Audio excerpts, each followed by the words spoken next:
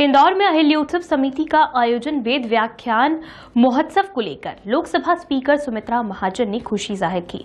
Lok Sabha speaker ने इस आयोजन को युवा पीढ़ी के लिए बेहतर बताया। इंदौर में अहिल्याोत्सव समिति की अध्यक्ष और लोकसभा स्पीकर सुमित्रा महाजन ने आयोजन को लेकर खुशी जाहिर की। लोकसभा स्पीकर ने कहा कि यहां 2 दिनों तक वेद पाठियों द्वारा वेद पाठ से नई पीढ़ी को भारतीय संस्कृति का बोध होगा। वहीं वेद के 5 घन पाठियों को अहिल्याोत्सव पुरस्कार दिया जाएगा। सामान्य व्यक्ति तक इस आयोजन से वेदों का ज्ञान पहुंचेगा। लेकिन वेदों में जो ज्ञान दिया है वो ज्ञान सबको देना है। सामान्य लोगों तो ज्ञान कैसे जाएगा।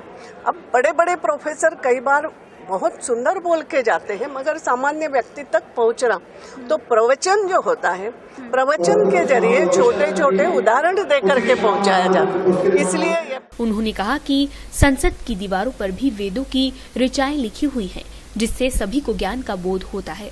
आज के परिप्रेक्ष्य में जरूरी कई बातों को वेदों में पहले से ही लिखा हुआ है। उसका चाहे तो मैं एक आध दिन आकर के आपको वो सब दे दूंगे, हमने छपवाया भी है, क्योंकि उसमें ज्ञान है ना।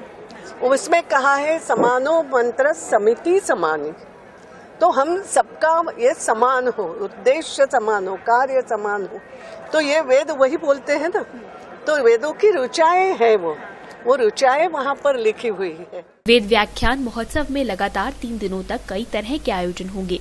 वहीं देश भर की विभूतियां वेदों को लेकर अपने विचार जन जन तक पहुंचाएंगी। Bureau report, D Live news.